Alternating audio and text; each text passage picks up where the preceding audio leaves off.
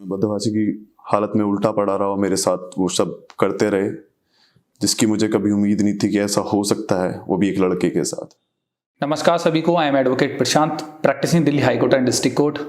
यह वीडियो उन यंगस्टर्स के लिए है जो इजी मनी कमाना चाहते हैं और इस ट्रैप में फंस जाते हैं। They don't know the dark reality of this. We are not going to reveal his real name. He was gigolo, male prostitute, agent, साथों साथ sexually assault and rape victim. इस वीडियो के माध्यम से आप जानेंगे कि कैसे हजारों वेबसाइट आपको एडमिशन के तौर पे आपको पैसे ठगती हैं और आपके साथ स्कैम करती हैं। इस वीडियो में हम ये भी जानेंगे कि कैसे लोग इसके अंदर जाते हैं, फिर वहां से बाहर निकलना उनके लिए काफी मुश्किल हो जाता है। इन्होंने हमारी टीम को कॉल किया, हमने इनकी लीगल हेल्प की, इन्हें सारे रास्ते बताए और वहां से बाहर निकाला। Are you comfortable? थोड़ा सा नर्वस, क्योंकि पहले कभी कोई सब बताया नहीं किसी को। आप पहले इंसान है जिनसे सब शेयर किया था। नर्वसनेस है, बस चाहता हूँ कि सब कुछ बता के आपको जल्दी ख़त्म करके सबसे उभर जाऊँ। तो ये शुरुआत हुई थी 2017 में। मैं दिल्ली का रहने वाला हूँ। दिल्ली में ही छोटे मोटे कॉन्ट्रैक्ट्स होते हैं, लाइक ई-कॉमर्स। आपने जो पोर्टफोलियोज़ देखी होंगी, वेबसाइट्स देखी होंगी, वहाँ पे फ़ोटोज़ होते हैं गारमेंट्स के, ये सब यहाँ से मैंने स्टार्ट की थी। फिर मैं आगे अपना करियर मॉडलिंग में बनाना चाहता था। तो धीरे धीरे जैसे करके गुजारा हो रहा था, बट आपको पता ही है कि एक्सपेंसेस, रहना, खाना और खुद की नीड्स भी होती हैं। एज क्या थी तब आपकी? एज मेरी 2017 में, मैं 22 साल का था। ओके। और घर से कोई सपोर्ट मिलता नहीं था किसी चीज़ का, क्योंकि मैं ऑलरेडी सबको ये बोल के आया था कि मैं कुछ बड़ा बन के ही आऊँगा। शायद वो मेरी गलती थी उस टाइम पे कि मैं घर से बोल के तो आ गया, बट कुछ कर नहीं पा रहा था इतना। ना ही कोई इतनी इनकम थी, ना कुछ। कोई प्लान था आपका कि मुझे किस रास्ते या डायरेक्शन में जाना है? ऐसा कुछ प्लान नहीं था, बस ये सोचा था कि हाँ मुझे मॉडलिंग करनी है, क्योंकि मेरे दोस्तों ने या फिर जो मैंने और भी लोगों से बात की थी तो कह रहे थे अच्छा पैसा होता है, तुम्हारा अच्छा नाम होगा, पैसा मिलेगा। बट ऐसा कुछ लग नहीं रहा था, क्योंकि पर शूट के मेरे को 1500, 2000 इस तरह से पैसे मिल जाते थे। ओके। और कोई बड़ा अपॉर्चुनिटी नहीं मिल पा रही थी। मैं थिएटर भी ज्वाइन किया था, थिएटर के थ्रू मैं एक्टिंग भी सीख रहा था और उसका भी एक्सपेंसेस देने होते थे, थिएटर की फीस होती थी। तो मैंने काफ़ी सारे ऑडिशंस दिए दिल्ली, नोएडा में। और ऑडिशंस देने के बाद ज़्यादातर हर जगह से यही सुनाई देता कि नहीं, अभी आपकी पोर्टफोलियो स्ट्रॉन्ग नहीं है, आपने पहले कोई ज़्यादा बड़ा काम नहीं किया है। क्योंकि वो लोग तो देख रहे थे कि कोई उन्हें अच्छी प्रोफाइल मिल जाए पहले से। तो मैं एक कास्टिंग एजेंसी में गया, वहाँ पे मेरा इंटरव्यू हुआ उन्होंने मेरे को बोला कि हम आपको एक सीरियल में, एक आजकल आपने सुना होगा कि ज़्यादातर उस टाइम पे भी क्रेज़ था कि OTT प्लेटफॉर्म्स लगभग आ चुके थे। तो मैंने वहाँ पे जाके अपना इंटरव्यू दिया, मेरा पूरा एक स्क्रीनिंग हुआ, टेस्ट हुआ। तो फिर उन्होंने कहा कि आपका पोर्टफोलियो हमें ज़्यादा पसंद नहीं आया, आपकी फ़िज़िक अच्छी है, आपकी हाइट अच्छी है, आपकी वॉइस भी ठीक है, बट आपका हम एक प्रोफाइल बनाएंगे, पोर्टफोलियो क्रिएट करेंगे, उसमें आपकी वीडियोस भी होंगी, फ़ोटोज़ भी होंगे और आपका ग्रूमिंग सेशंस भी होंगे। उन्होंने मेरे से उसके 45,000 डिमांड की, बट मैं ऑलरेडी इतना लाचार था और पैसे की बहुत तंगी थी, तो मैं उनको मना करके आ गया। फिर अचानक एक हफ्ते बाद उनका कॉल आया उसी कास्टिंग एजेंसी से। एक फ़ीमेल ने कॉल किया, उन्होंने बात की मेरे से काफ़ी लंबे समय तक कॉल पर और बताया कि आप ये कर सकते हैं, ऐसा हो जाएगा, वैसा हो जाएगा। अगर मनी एक प्रॉब्लम है कि पैसे से आपको तंगी है, पैसे की दिक्कत है, तो उसके बारे में हम बैठ के बात कर सकते हैं। आपको हम बता सकते हैं कि आप किस तरह से पैसा भी अर्न कर लेंगे। फिर उन्होंने मुझे अपने दिल्ली ऑफिस बुलाया। मैं लगभग 3 से 4 दिन बाद गया था और मैं ये सब आपको थोड़ा शॉर्ट में ही बताऊंगा, क्योंकि बहुत लंबा हो जाएगा वीडियो। और जैसे ही मैं उनसे मिला, मैं उनके ऑफिस पहुंचा, बिल्कुल ऐसे एक अराउंड 38 to 42 के बीच में उनकी एज रही होगी। मेकअप से लेके ज्वेलरीज और उनका ड्रेसिंग सेंस देख के मैं वैसे ही हक्का बक्का रह गया था, क्योंकि लग ही रहा था कि वो बहुत ही अच्छी पर्सनैलिटी और एक अच्छे बैकग्राउंड से बिलोंग करती हैं। तो हमारी बातें हुई उनके साथ, मैं बैठा, उन्होंने मेरी तारीफ़ करी, मेरी फ़िज़िक के लिए बोला कि गॉड गिफ्टेड है, आपकी फ़िज़िक काफ़ी अच्छी है। और मेरी वॉइस के बारे में तो हमेशा मुझसे कहा ही जाता था कि हाँ, आपकी वॉइस काफ़ी मैच्योर है आपकी एज के हिसाब से।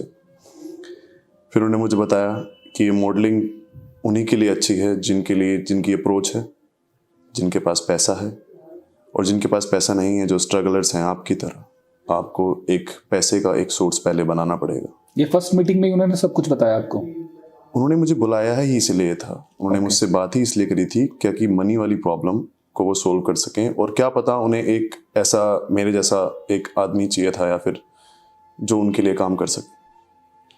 तो उन्होंने मुझसे बोला कि आपकी मैं कुछ मीटिंग्स कराऊंगी, कुछ फीमेल्स हैं उनसे, या फिर आपको विज़िट करना पड़ेगा होटल्स में। मतलब उन्होंने मुझे डायरेक्टली पहली ही बार में ये बता दिया कि हाँ, आपको जाना पड़ेगा। और इसी बीच उन्होंने मुझे ये भी बताया कि आपको एक अच्छी सोर्स ऑफ इनकम यहाँ से डेली या फिर आप मंथली कमा सकते हैं, और इसी के अंदर आप अपनी पोर्टफोलियो भी क्रिएट कर लीजिएगा, साथ के साथ हमारे आपके अच्छे टर्म्स भी बन जाएंगे। मैंने कहा ठीक है, मैं सोच के बताता हूँ।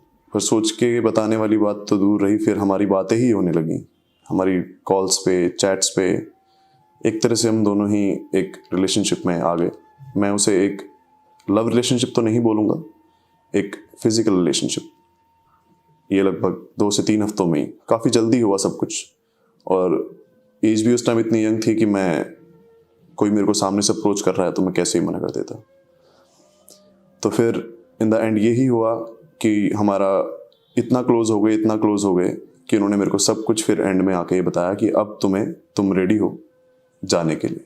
जब उन्होंने लगा कि हाँ, मैं उनके साथ फिजिकल हुआ, तो उन्हें लगा कि हाँ, ये लड़का ठीक है, ये काम कर सकता है। उन्होंने मेरे को फर्स्ट मीटिंग पे भेजा। How was your first meeting?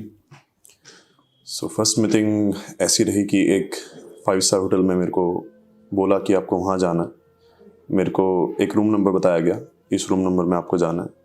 और मेरे को पहले से ही सब चीज़ बता दी गई थी कि आपको प्रॉपर हाइजीनिक, अपना सब कुछ clean shaved, even body deodorants, perfumes, आपका मॉइस्चराइजर्स, कि आपको अपना पूरी बॉडी को मॉइस्चराइज भी करके जाना है। वेल लुकिंग लगने चाहिए, आपके हेयर्स अच्छे से ग्रूम होने चाहिए। और रही पेमेंट्स की बात, कि उन्होंने जाते ही भी बोला कि मेरे को पेमेंट पहले ले लेना। कितनी पेमेंट्स आपको लेनी थी? मेरे को फर्स्ट मीटिंग के लिए मेरे को 10,000 मिले थे, जिसमें कि मेरे को हाफ स्प्लिट करके उनको देना था। किनको? जिनके थ्रू मैं गया था। एजेंट? आप हाँ, एजेंट कह सकते हैं उन्हें, क्योंकि मैं समझ गया था कि हाँ, एक एजेंट हैं, क्योंकि मेरे अलावा वहाँ पे और भी काफ़ी लड़के थे जो काम कर रहे थे उनके लिए। और उन्होंने मुझे ये भी बताया था कि हाँ, उनके पास दिल्ली NCR के अंदर ही कम से कम 250 से 300 ऐसे लोग हैं जो मीटिंग के लिए अपने पास मेरे जैसे लड़कों को बुलाते हैं। कस्टमर या क्लाइंट्स जिन्हें हम बोल सकते हैं। जी हाँ, आप कह सकते हैं ऐसा। और वो डायरेक्ट ही हमें सीधा या तो मेल एस्कॉर्ट या फिर एक जिगलो के नाम से मुझे एक पहचान मिल गई थी। उस दिन से मैं मन खुश भी था कि मेरे को इजी मनी मिल रहा है, कि एन्जॉयमेंट भी है। आप सब जानते थे कि आप किस प्रोफेशन में या क्या काम कर रहे हैं, क्या कर रहे हैं, सब जानते थे आप? जी हाँ, मैं समझ ही गया था सब कुछ कि कोई पैसा फ्री में तो देगा नहीं, कुछ ना कुछ तो करना पड़ेगा ही। और इस बारे में मैंने पहले सुना भी था कि हाँ, ऐसा भी कुछ सर्विसेज होती हैं, लड़के भी जाते हैं। तो जो आपको फर्स्ट क्लाइंट मिला था वो कैसा था, कौन था? एक फीमेल ही थी, अराउंड 42 to 45 उनकी एज रही होगी। और लुकिंग वाइज अगर कहूँ तो बिलो एवरेज। मैं गया होटल में, उस रूम नंबर में पहुँचा, देखा तो मैंने पहले से ही वो काफ़ी टॉक्सिकेटेड थी, मतलब उन्होंने ड्रिंक्स ली हुई थी। ओके। और जाते ही उन्होंने मेरे को भी ड्रिंक ऑफर करी, पर मैंने बोला कि नहीं, पहले आप मेरे को पेमेंट दे दीजिए। उन्होंने मेरे को कैश 10,000 रुपीज़ पे किए, और फिर मैंने भी उनके साथ ड्रिंक्स ली। और उसके बाद वो ऑलरेडी एक नाइट सूट में थे, और उन्होंने बोला चलो आ जाइए। फ्री होने के बाद सब चीज़ों से मेरे को एक टिप भी मिली। मैं उस टिप से और ज़्यादा खुश हो गया कि वो तो मेरी पर्सनल इनकम थी ही, जो मुझे 5,000 मिले थे उससे भी अलग। तो मैं और ज़्यादा खुश हो गया, मैंने कहा अब तो सारे खर्चे आराम से निकल ही जाएंगे। तो इस पहली मीटिंग के बाद मैंने इस इंडस्ट्री में एंटर कर चुका था। So you were getting 5,000 for every meeting?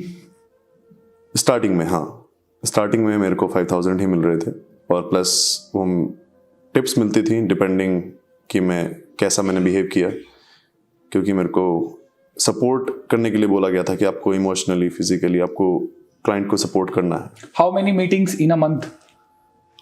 Approximately 10 to 15 easily हो जाती थी।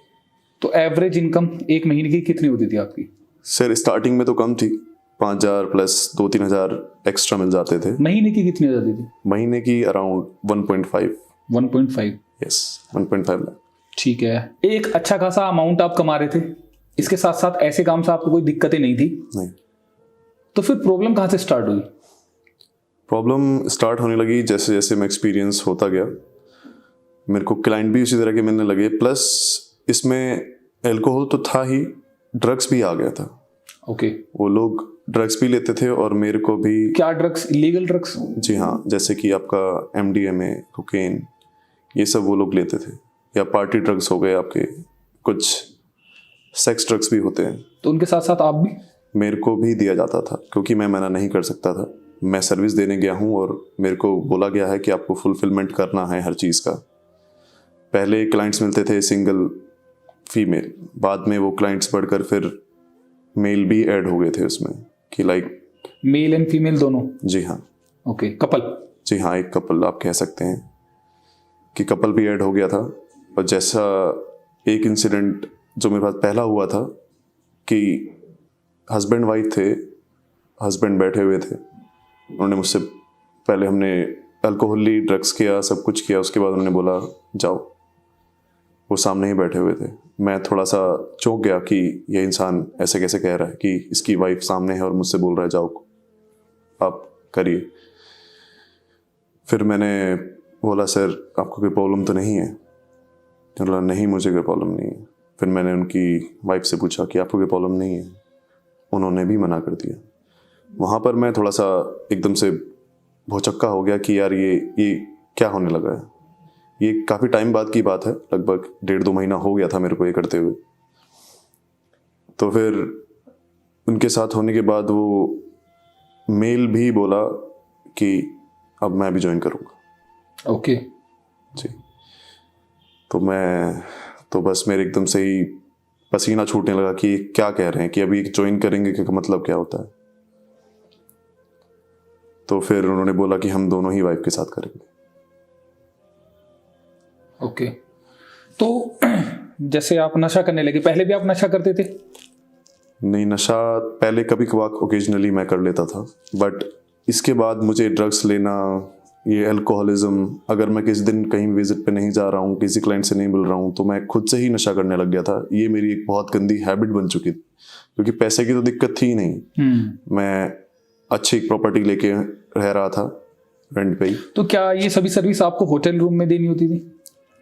प्राइवेट प्रॉपर्टीज़ पे भी जाते थे, क्योंकि सारे ही अच्छे रिनाउंडेड लोग होते थे, उनकी पर्सनल प्रॉपर्टीज़ भी होती थी, उनके रिजॉर्ट्स या फिर फार्म हाउस कह सकते हैं आप। मैं वहाँ भी जाता था और कभी कभी मेरे को आउटिंग के लिए भी भेजा जाता था।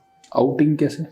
लाइक 2-3 लड़कियां हैं या लड़के हैं या ओनली फीमेल्स हैं, तो उनका मैं फ्रेंड बन के जाता था कि अगर वो किसी फंक्शन में जा रहे हैं, किसी शादी में दूर जा रहे हैं, आउट स्टेशन जा रहे हैं, तो मेरे को एज अ फ्रेंड बना कर ले जाते थे। और फिर रात में मुझे सबके साथ फिर अलग अलग या फिर एक साथ टाइम स्पेंड करना होता था। क्या वो वीडियोस भी बनाते थे? सर रही बात वीडियोस की, अगर वीडियोस कोई इंसान बना लेता था, आपको पता होगा कि जब लोग टॉक्सिकेटेड होते हैं, नशे में होते हैं, तो एग्रेसिव भी हो जाते हैं, अपनी मनमानी करते हैं। उनसे हम मना भी करते थे, पर जो लोग नहीं मानते थे हम अपनी एजेंसी को कॉल करके इन्फॉर्म करते थे बाद में, ताकि अगले दिन उनका नशा टूटे। क्योंकि ये प्राइवेसी का खेल है सारा, उनकी प्राइवेसी, हमारी प्राइवेसी, प्लस हमारी एजेंसी की प्राइवेसी। अगर यही भंग हो जाएगी तो सारा काम ही ख़त्म हो जाएगा। तो वो सब डिलीट करवाया जाता था। और रही बात एग्रेसिवनेस की, एग्रेसिवनेस में मैंने बोला तो मैं उसके बारे में भी बताऊंगा कि लोग इतने एग्रेसिव हो जाते थे कि वो कुछ भी कर सकते हैं आपके साथ। उन्होंने पैसे दिए हैं। फीमेल भी? जी हाँ। एक बार की मैं आपको बताऊं तो एक फीमेल ने मेरे ऊपर थूक भी दिया था। ओके। उन्होंने मुझसे कुछ करने के लिए बोला, मैंने उसको थोड़ा सा डिनाई किया तो वो इतनी टॉक्सिकेटेड थी और गुस्से में थी कि उन्होंने मेरे मुंह पे ही थूक दिया। और सर पैसा दिया है उन्होंने, तो ये समझ लेते कि हमारे कुत्ते हैं, कि जैसा हम कहेंगे वैसा ही करेंगे, जिस तरह से वो ट्रीट करना चाहते हैं वैसे करेंगे। इवन लोग हाथ भी उठाते थे। आपका क्या रिएक्शन होता था अगर आप पे कोई हाथ उठाता है? सर हम कुछ कर नहीं कर सकते, हमें तो पे कर दिया गया है ना, जाते ही पेमेंट ले ली गई है, हम क्या ही कर सकते हैं। प्लस अगर हम कुछ करना चाहें तो ये कोई लीगल काम तो है नहीं कि हम कुछ एक्शन ले इसके खिलाफ। वो सब लोग इतने रिनाउंडेड लोग और बड़े लोग होते थे कि उनके खिलाफ तो हम वैसे भी एक्शन नहीं ले सकते थे। इस वीडियो के लास्ट में हम आपको बताएंगे कि क्या लीगल रेमेडीज ऐसे टाइम पर आपके पास अवेलेबल हैं, तो आप इस वीडियो में पूरा बने रहें। बताइए, आप आगे बताइए। तो इवन ऐसे काफ़ी सारे इंसिडेंट हैं, मगर मैं आपको बताने लग जाऊं तो बहुत लंबा समय भी लगेगा, बट मैं कुछ इंसिडेंट शेयर करता हूं। एक वाकया तो ऐसा हुआ कि मेरे ऊपर यूरिनेट भी किया गया। Male female? मेल। तो ये मेल के साथ आपकी मीटिंग्स फिर रेगुलर हो गई कि होने लगी? जी हाँ, क्योंकि एक टाइम पर फिर जहाँ ज़्यादा पैसा मिलता था, मैं भी ये सोच रहा था कि जितना जल्दी हो सके उतना कमा लूँ, जितना अच्छा पैसा कमा सकता हूँ, क्योंकि जहाँ ज़्यादा लोग होते थे वहाँ पैसा अच्छा मिलता था। आपने अपनी मंथली मुझे इनकम तो बताई 1 से 1.5 लाख, तो उनमें सेविंग्स क्या होती थी आपकी? सर जैसे जैसे काम बढ़ता गया आगे आगे, सेविंग्स का तो मत पूछिए। मैं एक अच्छे खासे पोर्श इलाके में रह भी रहा था, जहाँ का मेरे को 15-20 हज़ार रुपये रेंट भी पड़ता था। दिल्ली के किस एरिया में? सर लाजपत नगर। ओके। और मेरा जिम के एक्सपेंसेस, क्योंकि मेरे को अपनी फिजिक को मेंटेन रखना था, मेरा खाने का खर्चा, प्लस मेरे गारमेंट्स जो मुझे कपड़े खरीदने होते थे, क्योंकि मेरे को हर बार विजिट पे एक अच्छे ही कपड़े पहन के जाने होते थे, प्लस परफ्यूम से लेके बॉडी केयर, तो मेरा खर्चा बहुत ही ज़्यादा हो जाता था, जिसमें कि मैं कुछ पैसा 10-20 हज़ार रुपये घर भेज सकता था। बस 10-20 हज़ार रुपये? 10-20 हज़ार, क्योंकि मेरा ही खर्चा इतना बैठ जाता था। मेडिसिन वगैरह भी आप लेते थे? सर जिम सप्लीमेंट्स तो होते ही थे, प्लस एक्स्ट्रा प्लेजर के लिए मेरे को मेडिसिन लेने पड़ते थे, क्योंकि ये डेली का ही हो गया था मेरा, क्योंकि मैं विजिट्स पे रोज़ ही जाने लगा था, तो मेरे को ज़रूरत पड़ने लगी थी, क्योंकि एक टाइम पे बॉडी भी हमारी इतना काम नहीं कर पाती, तो मेरे को आप वाइग्रा और ये सब मेरे को दिक्कतें नहीं है इनसे अगर रेगुलर आप इनका कंजप्शन करते हैं? जी हाँ, दिक्कतें होती थी, काफ़ी ड्रेजीनेस होता था, मतलब एकदम से कि कभी कभी तो चक्कर भी आ जाते थे, कि वीकनेस भी आने लगी थी धीरे धीरे। जिम भी कितना ही सपोर्ट करती, खाना पीना ही कितना ही सपोर्ट करता, क्योंकि इन टैबलेट्स के साइड इफ़ेक्ट्स काफ़ी ज़्यादा होते थे। मैंने डॉक्टर से भी कंसल्ट किया, तो उन्होंने मुझसे पूछा कि भाई आप क्यों इतना कर रहे हो। मैं बोला मैं क्या बोलता, मैंने बोला कि मेरे को मज़ा आता है। जी। आप मतलब 1 से 1.5 लाख रुपए महीना कमा रहे थे और घर पे बस 10 से 20 हज़ार रुपये भेज पाते थे? सर छोटा छोटा। तो आपका जो गोल था कि आपको मनी सेव करनी है अपने फ्यूचर के लिए, तो वो तो आप नहीं कर पा रहे थे इससे? नहीं, इससे कुछ नहीं हो रहा था। जितने ज़्यादा इसमें, एक कहते हैं ना सर, डूल के ढोल सुहावने लगते हैं, वही हो रहा था। मेरे खर्चे लोग यही सोचते हैं कि 1 से 1.5 लाख रुपए कमा रहे हैं, 1 से 2 साल हम ये काम करेंगे, यंग जनरेशन के, और 30 से 40 लाख 20 लाख रुपए अपनी जेब में होंगे, फिर हम कुछ भी कर सकते हैं। बट रियलिटी यही है, जब ऐसे प्रोफेशन में आप जाते हैं तो उसके साथ साथ जो एक्सपेंसेस आपके होते हैं वो भी बढ़ जाते हैं। जी, ये आपने बिल्कुल सच कहा। और एक्सपेंसेस तो ज़्यादा होते ही थे, प्लस अपनी खुद की हेल्थ का सबसे ज़्यादा नुकसान होने लगा था मुझे। मैं अल्कोहलिक हो गया था, मैं ड्रग्स भी लेता था, प्लस मुझे अपनी बॉडी की भी केयर करनी होती थी, और ऊपर से वो एक्स्ट्रा सप्लीमेंट्स जो मैं प्लेजर के लिए लेता था। तो दिखने के लिए हम कह सकते हैं कि एक स्ट्रक्चर ही था अच्छा आपका। जी। वैसे आप खराब हो चुके थे ड्रग्स लेकर? जी हाँ, एक लंबे समय हो गया था मुझे करते हुए, तो मेरा शरीर एक तरह से जवाब देने लगा था कि हाँ। तो ये सब बातें आप अपने एजेंट को भी बताते थे कि ये दिक्कतें आप फेस कर रहे हैं? अगर मैं बताता तो मेरे को पैसा कैसे मिलता, मेरे को काम कैसे मिलता।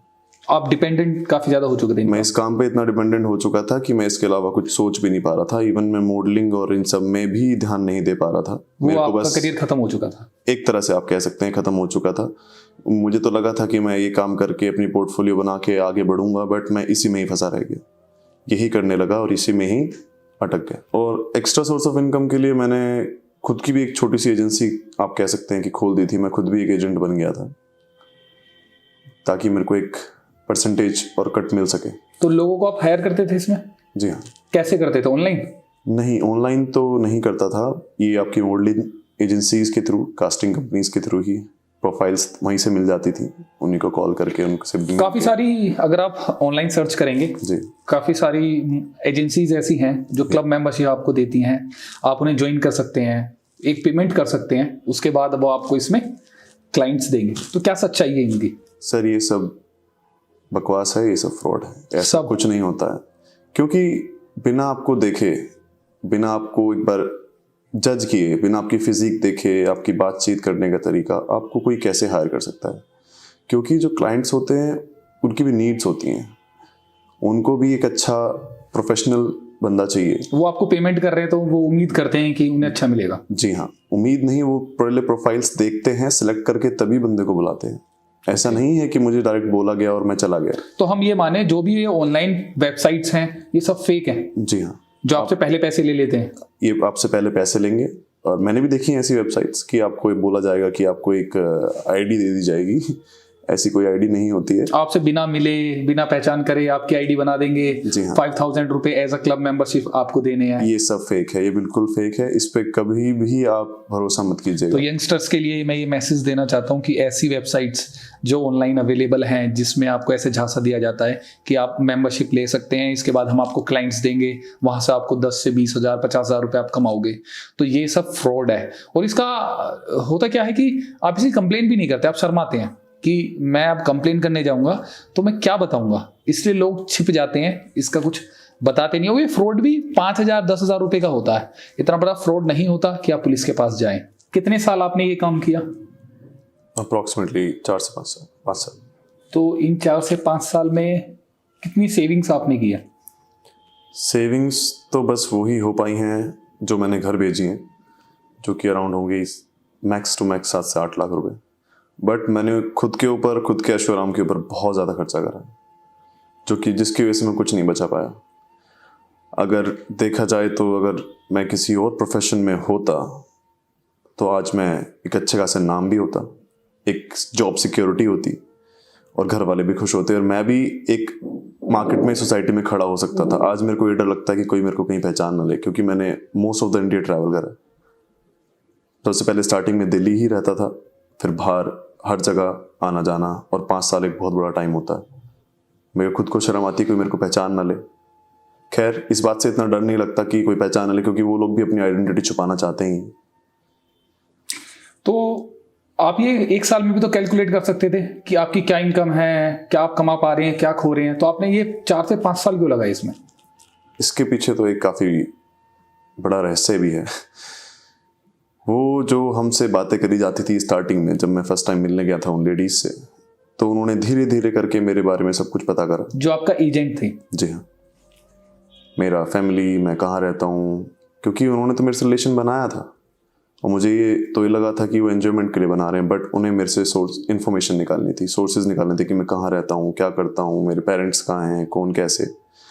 क्योंकि ये उनके लिए भी काफ़ी नुकसानदायक है कि उनका कोई बंदा छोड़ के जाएगा। मैं कैलकुलेट तो कर चुका था कि मुझे निकलना है, बट मैं निकल नहीं पा रहा था। ब्लैकमेलिंग की जाती थी कि घर बता देंगे। अच्छा, आपसे डायरेक्ट बोलते थे वो घर बता देंगे? क्योंकि मैंने 1-2 बार बोला भी था कि मेरे साथ जब कुछ इंसिडेंट हुए थे गलत, तो उसके बाद मैंने बोला भी था कि मुझे छोड़ना मैं नहीं कर सकता, मेरी भी सेल्फ रिस्पेक्ट है, मेरी भी कुछ इज्जत है। तो मैं बोला कि आप नहीं छोड़ सकते, अगर आप छोड़ेंगे तो ये हो सकता है कि आपको मार्केट में कहीं काम नहीं मिलेगा। अगर आप मॉडलिंग करना चाहेंगे तो हमारे कॉन्टैक्ट्स हर जगह हैं, आपको ब्लैक लिस्ट कर दिया जाएगा हर जगह से, और इस काम में तो आप दोबारा आ भी नहीं पाओगे। अगर आपने एक बार छोड़ा, और छोड़ने की तो आप भूल ही जाइए, क्योंकि आपके घर इनडायरेक्ट आपकी सारी पोर्टफोलियो, सारी आपकी चैट्स, जो मतलब मीठे तरीके से आपको पहला फुसला के पहले इन्फॉर्मेशन ले ली गई, उसके बाद उसी इन्फॉर्मेशन के बिहाफ पे मेरे को ब्लैकमेल करके मेरे को इतने सालों तक रोका गया। वो इंसिडेंट भी आप शेयर करें जिसके बाद आपने मन बना लिया कि अब एक भी दिन आपको ये काम नहीं करना, और आपने हमारी टीम को कॉल किया। जैसे मैंने आपको बताया, परेशान तो मैं काफ़ी टाइम से था ही, मैं निकलना चाह रहा था, बट वो इंसिडेंट तो ऐसा ही था कि बस मैं आपको बताऊंगा तो आप भी यकीन ना कर पाएँ। बट आपने को मैं पहले ही सब कुछ बता चुका हूँ, शायद जो लोग ये वीडियो देख रहे हैं वो भी यकीन ना कर पाएँ। एक मेरे को इन हाउस पार्टी के लिए बुलाया गया, जिसमें कि 3 लड़कियाँ और 1 लड़का था। उसका मुझे पे आउट भी काफ़ी अच्छा मिला। चाहते ही इन्होंने मेरे को सीधा 50,000 इन कैश दिए, और उन्होंने बोला कि और काम के बाद। तो मैं भी खुश हो गया, मैंने कहा हाँ यार, पेमेंट तो अच्छा दिया इन्होंने, मतलब और काम के बाद मतलब हाफ पेमेंट मेरा। उस दिन मेरा पे आउट 50,000 था। उन्होंने बोला कि एक्स्ट्रा अगर अच्छा काम होगा तो और भी दिया जाएगा। तो उन्होंने, हमारी नॉर्मल इन हाउस पार्टी थी, तो हम सब एक तरह से अच्छा एनवायरनमेंट बना हुआ था, गाने चल रहे थे। बस 5 लोग आप, या इसके अलावा भी? नहीं, बस हम 5 ही लोग थे और कोई नहीं था। उन्होंने खाने पीने का सब इंतजाम पहले से करा हुआ था। इससे पहले भी उन लोगों से आप मीटिंग कर चुके हैं? नहीं, उनसे मेरी पहले कभी मीटिंग नहीं हुई थी। ठीक है। तो 3 लड़कियां और एक लड़का, मैंने जैसे आपको बताया, हम लोग पहले ड्रिंक्स उनके साथ, जैसे वो कहें जिस हिसाब से वो ड्रिंक्स बना रहे थे हम ले रहे थे। फिर आधे एक घंटे बाद वो ड्रिंक्स से हट के उन्होंने अलग अलग तरह के वो नशे करने लगे, जैसे ड्रग्स हो गए, वो लाइंस मार रहे थे। साथ के साथ उन्होंने लाइंस तो मारी, प्लस मेरे को भी बहुत ही ज़्यादा फोर्स किया गया। मैंने 2-3 के बाद मना भी किया कि नहीं, और नहीं कर पाऊँगा, पर उन्होंने ज़बरदस्ती मेरे को। पर जब मुझे लगा कि अभी ज़्यादा हो रहा है, तो मैंने बोल दिया कि मैं नहीं करूँगा। तो उनमें से एक लड़की ने मेरे को चांटा मार दिया। ठीक है। ऐसा एक्सपीरियंस तो आपके साथ पहले भी हुआ है? ऐसा इतना बुरा नहीं कि एकदम से ही कोई इतना ज़्यादा एग्रेसिव हो जाए कि एकदम से ही मार दे। हुए हैं इंसिडेंट्स, बट इस इंसिडेंट में कुछ और खासियत है जो मैं आपको बताऊंगा कि मेरे ऊपर क्या भी थी, कि मैं कितना ही परेशान हो गया था। मैं सोचता हूँ तो आज भी मैं परेशान रहता हूँ कि मैं क्यों ही इस काम में घुसा, क्यों ही मैं आया, अपनी सेल्फ रिस्पेक्ट ख़त्म करके, अपनी घर वालों की ना सुन के, और ये सोच के क्यों पैसा कमाऊंगा, नाम कमाऊंगा। डर सा लगता है उस दिन से कि हाँ भी लड़कों के साथ भी ऐसा हो सकता है। सॉरी। तो पानी, आप पानी। Thank you.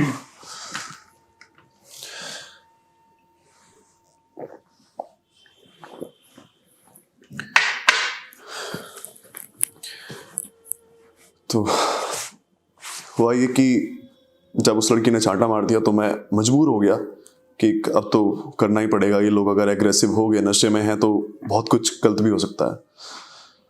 तो उन्होंने मेरे को और नशा कराया, और साथ में मेरे को कुछ टैबलेट्स भी उन्होंने पता नहीं क्या लिया क्या नहीं लिया अपने जीप पे रख के। फिर मेरे को भी उन्होंने वो चीज़ रखवाई, और साथ में एक मेरे को अलग से टैबलेट भी थी।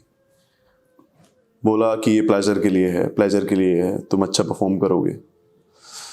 अब मैं भी काफ़ी ज़्यादा नशे में हो चुका था, बट मुझे पता था कि हाँ क्या हो रहा है। मैं उस टैबलेट को खाने की कम से कम 10 से 15 मिनट बाद मेरा ऐसा हो गया कि मेरी बॉडी काम नहीं कर रही है। मतलब मैं देख पा रहा हूँ, मैं कुछ बोल नहीं पा रहा हूँ। सब कुछ एक हेलुसिनेशंस टाइप में आप कहते हैं, मेरे को अजीब चीज़ें, गरीब चीज़ें दिख रही थी, बट मेरे को समझ में आ रहा है कि हो क्या रहा है, बट मैं कुछ कर नहीं पा रहा। तो आपने सुना होगा कि मेल टॉयज आते हैं, प्लेजर और सेक्स टॉयज। उसमें से एक लड़की ने वो पहना, और उसने मेरे साथ शी स्टार्टेड रेपिंग। अब मैं अभी भी सोचते हुए भी वो कांपने लग जाता हूँ कि कोई लड़की कैसे कर सकती है ये। क्या एज होगी उनकी? अराउंड 26, 7 और 28, क्योंकि वो यंग एज के थे सब। मेल थोड़ा ज़्यादा था, वो अराउंड 34-35 होगा, पर लड़कियां बहुत ही कम एज की थी। और मैं उस कम एज की लड़की को देख के तो और ज़्यादा परेशान हो गया कि ये हो क्या रहा है। मैं कुछ कर नहीं पा रहा था, मैं बस ये सोच रहा था कि ये हो क्या रहा है।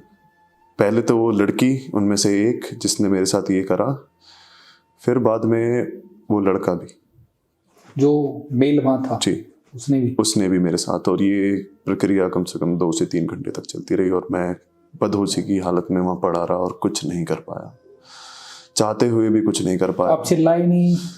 मैं बोल रहा हूँ कि मैं हाथ भी नहीं हिला पा रहा हूँ, मैं कुछ भी नहीं कर पा रहा हूँ, मैं बस देख रहा हूँ और बस अंदर ही अंदर जूझ रहा हूँ कि ये हो क्या रहा है मेरे साथ। वो इंसिडेंट को मैं ज़िंदगी में शायद ना भुला पाऊँ, और शायद उसी इंसिडेंट की वजह से मैं आप लोगों की मदद से बाहर निकल पाया, क्योंकि मेरे को जब होश आया अगले 18-20 घंटे बाद। 18 से 20 घंटे आपको लगे? जी, मैं उसके बाद, क्योंकि उन 2-3 घंटों में जब भी मेरे को हल्का सा होश आता या फिर मैं बॉडी हिलाने लायक होता, तो मेरे को फिर से वो टैबलेट खिला देते हैं, ताकि मैं फिर से ऐसे ही न्यूट्रल हो जाऊं कि मैं पड़ा रहा हूँ। मैं बदहवासी की हालत में उल्टा पड़ा रहा और मेरे साथ वो सब करते रहे, जिसकी मुझे कभी उम्मीद नहीं थी कि ऐसा हो सकता है, वो भी एक लड़के के साथ। 18-20 घंटे बाद मैंने उठते से पहले कॉल किया अपनी एजेंसी को कि मेरे साथ ऐसा हुआ है। उन्होंने बोला कि तुम नशे में हो गए। उन्होंने ना अपने ऊपर लिया ना उन क्लाइंट्स के ऊपर डाला, क्योंकि उनको तो पैसा मिल रहा है। उन्होंने बोला ऐसा कुछ नहीं हुआ होगा, तुम नशे में हो, तुम जाओ नेक्स्ट मीटिंग के लिए रेडी रहो। आपको भी सपोर्ट नहीं किया? मेरे को कुछ नहीं सपोर्ट दिया गया। तभी मैंने सोच लिया कि मैं या तो मरूंगा या यहाँ से निकलूंगा, क्योंकि मैं तो बिल्कुल ही मैं अपने आप को मुंह दिखा नहीं सकता था कि मेरे साथ ये हो गया। मैं कैसे मार्केट में निकलता, मैं किसको क्या ही बताता, कि उन लोगों को तो पता होगा ही, जो मेरी एजेंसी है उनको तो पता होगा ही ये हुआ ये नहीं हुआ। बट वो मेरी सुन नहीं रहे थे, मान नहीं रहे थे। कितना भी मैंने उन्हें कॉल करके बोला, पर एक तरह से मेरे को इग्नोर भी करना स्टार्ट कर दिया उन्होंने। तो आपके दिमाग में ये आइडिया कैसा आया कि अब हमारी टीम को आपने कॉल किया? यही सोचा था कि बस अब या तो मर जाऊंगा या तो जेल जाऊंगा, बट इस काम से बाहर निकलना है। यूट्यूब पे सर्च करने लगा कि जेल का क्या होता है क्या नहीं होता है। अपने इस चीज़ के बारे में पढ़ने लगा कि कितने साल की जेल होगी, क्या होगा क्या नहीं होगा। और सुसाइड से इस वजह से डर गया कि मेरी फैमिली भी तो है। जेल जाऊंगा तो उसका मतलब कि कुछ टाइम में हाथ हो जाऊंगा, अगर मर गया तो फिर उनका तो कोई नहीं है। फिर आपकी वीडियोस देखी मैंने, फिर कॉल किया, आपके एसोसिएट से बात हुई, उन्होंने गाइड किया, बताया, और फिर आपको सारी कहानी बताई है। उसके बाद इन्होंने हमें कॉल किया, उसके बाद मेरी टीम ने मुझे इन्फॉर्मेशन दी, मेरी डायरेक्ट इनके साथ कॉन्टैक्ट्स हुए। उसके बाद वहाँ मेडिकल कराया अपना। उसके साथ साथ काफ़ी सारी इंजरीज इनकी आई थी। इनके हेड में भी इंजरीज थी, जैसे इन्हें गिराया हो नशे में, जब ये बदहोश थे इन्हें गिराया हो। काफ़ी सारे पीछे भी इंजरीज थी, बैक पे इंजरीज थी। और 18 से 20 घंटे नशे में होने के कारण इनकी बॉडी ने जवाब दे दिया था। जब ये ऑफिस मिलना है तो मैं आपको बता नहीं सकता इनकी कंडीशन क्या थी। इसके बाद जब हमने इनकी पूरी कहानी जानी तो इन्हें डर था कि जो इनका एजेंट था वो इन्हें फंसा ना दे, क्योंकि अब ये खुद भी एजेंट प्लस सेक्स वर्कर ये दोनों काम कर रहे थे। तो एज अ एजेंट काम करने का काम, इस वजह से फंस ना जाए। बट मैं आपको बताना चाहता हूँ, ये एक एग्जाम्पल है कि ऐसे केसेस, इसके अलावा आप कैसी भी परेशानी में फंसे हों और आपको लोग ब्लैकमेल करते हैं, तो पहला स्टेप आपका वही होगा कि आप उससे बाहर निकलें। और बाहर निकलने के बाद रिजोल्यूशन देखें कि क्या वे आउट्स अवेलेबल हैं। जब इन्होंने सारी कहानी बताई तो हमें यह भी पता था इनके साथ साथ इनके एजेंट की भी इसमें काफ़ी सारी गलतियां हैं और वो इन्हें ब्लैकमेल नहीं कर सकता, क्योंकि उसे अपना भी डर होना चाहिए। तो हमने सारी इंफॉर्मेशन इनसे ली, एक मेल डिज़ाइन करा काफ़ी लंबा चौड़ा, उसमें सारे जो इनके मेडिकल डॉक्यूमेंट्स थे, उसके अलावा जो इनकी प्रीवियस चैट्स थी जिसमें इन्हें ब्लैकमेल किया जाता था, उसके अलावा जब इन्हें कॉन्टैक्ट्स दिए जाते थे कि आपको इन एजेंट से मिलना है, वो सभी इंफॉर्मेशन उन्हें मेल की इसके एजेंट को, और उसके साथ साथ व्हाट्सएप करी। उसका तभी फ़ोन आया ये वेरीफाई करने के लिए क्या ये कहानी क्या ये सच में वहाँ पहुँच चुके हैं, क्या ये किसी लीगल हेल्प ले रहे हैं। तो उनका फ़ोन आया, हमारी टीम ने बात करी और उन्हें पता चल गया कि हाँ अब ये किसी लॉयर के पास पहुंच चुके हैं और चीज़ें काफ़ी ख़राब हो सकती हैं अगर मैं ये स्टेप उठाती हूँ, इन्हें एक्सपोज करती हूँ। इस इंसिडेंट को 4 से 5 महीने हो चुके हैं। इनके और एजेंट के बीच में अब कोई बात नहीं है। उन्होंने इन्हें ब्लॉक कर दिया है एंड आई एम 100% श्योर कि वो इन्हें कांटेक्ट करेंगे भी नहीं, क्योंकि उन्हें पता है अगर वो कांटेक्ट करेंगे तो उनके साथ ज़्यादा गलत होगा, क्योंकि इनके पास सारी इन्फॉर्मेशन है क्लाइंट्स की, तो सब कुछ ओपन हो जाएगा और ये सब एक्सपोज हो जाएगा। इस वीडियो के माध्यम से मैं उन यंगस्टर्स को भी मैसेज देना चाहता हूँ जो इस काम में आते हैं। उन्हें बाहर से काफ़ी अच्छा लगता है, वो सोचते हैं वो काफ़ी सारे पैसे इसमें कमाएंगे और इसके अंदर आ जाते हैं, उनके लिए निकलना काफ़ी मुश्किल हो जाता है। इसके साथ साथ मेरे साथ जो आए हैं इनको मैं थैंक यू बोलूँगा and I wish you all the very best for your future. आप फ्यूचर में ऐसा कुछ करें कि आपकी फैमिली आप पे प्राउड करे, और कभी भी इंसान लेट नहीं होता, जब आप करो तभी शुरुआत है। तो आप एक नई शुरुआत अपनी ज़िंदगी की अब करें, यही मनोकामना हमारी। बहुत बहुत धन्यवाद सर।